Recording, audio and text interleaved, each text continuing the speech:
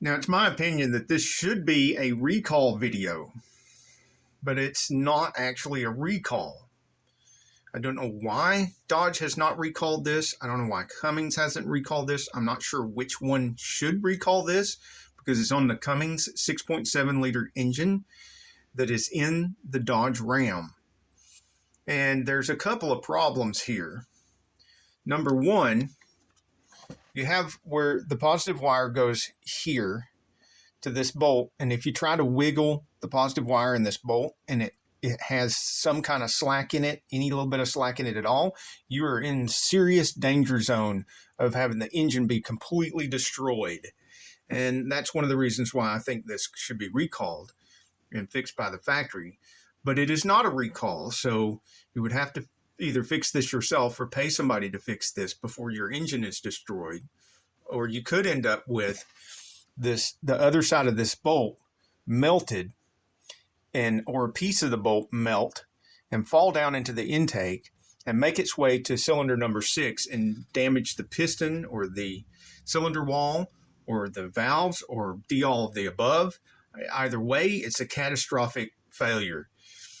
The other thing that's happening here is you can see where the heaters are for the intake heater, and the space here is already smaller than it has to be in order to force the airflow to go through these little heaters. And then carbon starts building up on these. And you can imagine, if you were trying to breathe through this is a big 6.7 liter engine trying to breathe through this. And this starts building up carbon on it and getting more and more restrictive. And that's going to be hard to breathe through. It's kind of like what I'm going through right now during pollen season. I'm going to go over a few fixes with this, starting with the most expensive and down to a couple of fixes, or at least DIY improvements that could save your engine from catastrophic failure. The first and most expensive option comes from Banks. They do have their own YouTube channel where they show videos of how to install these products. And they do claim a horsepower increase, and I could see how you would get a horsepower increase because you have this plate here to replace the original plate and delete the intake heater. And look how that would open it up tremendously and let more airflow. Plus their intake allows more airflow as well. But you're going to pay for that because that's like almost $1,000 there. And I'm not sure this is the most inclusive kit that they have. Banks also has their own website. This is not the Banks website, but Banks has their own website, and they have their own YouTube channel showing how to install all this stuff. But let's go to the next lesser expensive option, which is just getting a plate, a delete plate. And you can see it's dramatically cheaper. And that's because, just like everything else in life, just facts of life, the Pareto principle applies. If you want that last 20% of horsepower, you're going to pay like 80% of the money to get it. And, the woke crowd would disagree with that. That's not fair that those of us who can't afford $1,000 can't do this. But that's just a bunch of communist hooey. It's always been that way. Before there was even civilization, before there was even human beings, the Pareto principle was there. We just have to live with it. We can go all the way down to free options where it's nothing but labor. But you can see here, even with everything very, very clean, there is, for only $90, a plate you can put in here, much bigger opening. You don't have an intake heater anymore, though. So if you're in a cold climate, this is probably not a good option for you, unless you maybe go on Amazon and get one of these aftermarket intake heaters, put it in the other end of the intake maybe. There's some videos out there about doing that, and that's a possibility.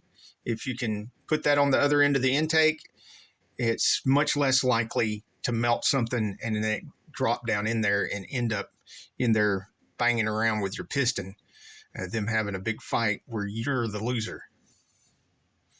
Now, there's some Banks on here too, but if you look at this, that doesn't have the delete plate, which is the most critical thing for this on the intake. And if you're going to have all that off, you'll want a delete plate to go with it. $349 of course, if this would work with the 349 and the delete plate, maybe you could put something like that together and come out for less than $400 or $500. But I don't think this is the same intake either. That may not even fit the 6.7 liter. So if any of y'all have done anything like that, bought this part on Amazon, that part on Amazon, another plate on Amazon, and put it together, that's for a 5.9 liter. So you know that's not going to work on the 6.7 liter. Or if you've, and we're going to get to the next semi-free option, you're going to have labor in this, but no actual parts cost. If you were to take this out and then unbolt all this, you flip this over, and there's a bolt here with a nut on the other side. You're going to have to use a wrench and a torque bit. And this bolt here and this bolt here, and then of course this bolt on the other side of here, and take all that loose, you could cut away this part. See the history marks right here? Because the gasket goes right here. You want to leave all that material there where the gasket goes, and then cut the rest of this material and open that up the way this would be without buying one of these.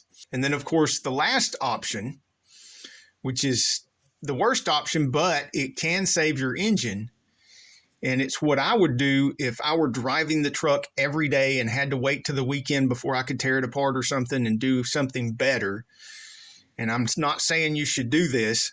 I'm saying I would do it on my own truck, and I'm not recommending any of these options. I don't recommend you do anything I do. I don't recommend you do anything I talk about in my videos. I like to be the one that gets burnt, bruised, and bleeding and messes up things, and then tell you on here how it went and where it went wrong, so that I'm risking my money and my health, not yours. But if you have already done some of this stuff and you want to share with the rest of the insane friends in the comments below what you did and how it worked out or how it didn't work out, please feel free to do so. Last but not least, and the cheapest and quickest option, is to unbolt this right here where the positive wire goes. Put some heat shrink or something on the end of the wire so it can't short out anywhere, and leave it disconnected so that the power cannot go through here and it cannot melt the other end of this, and therefore it cannot drop a piece of melted bolt or piece of anything down into the engine, other than the fact there still could be stuff that vibrates loose, but that's not what usually happens. What's usually happening is it's melting a piece of this and that metal. So that's what it's really important to prevent, is prevent that power from going through here, prevent the melting occurring so that metal doesn't go down in there and end up in cylinder number 6, destroying the engine. So you could temporarily prevent that by disconnecting this here, and you can do that without taking any of these parts off. You just follow that positive wire down to here, disconnect it right here. But you have to make sure, or at least that's what I would do, I'd make sure that I covered the tip of that wire up so it wouldn't ground out against anything, and leave that disconnected until the weekend or until my parts that I ordered come in. Whatever I'm going to do next, it's a better repair than that, because that's just a temporary patch to keep the engine from being destroyed.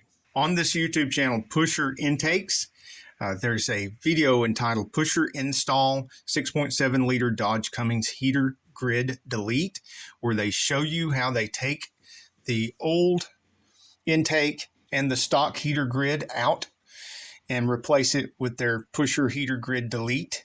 So if you want to see a video on how to take all this apart and put it back together, I'm not going to make one on this because there's already this and several other really good ones. Right here, you can see where this hangs down. This is the part that melts and drips molten metal. And then, of course, as it goes through the intake, it cools off before it gets into the cylinder enough to where it's very damaging to the piston and any other components it comes in contact with. I mean, it's just like dropping a bolt in your engine. It's going to destroy things.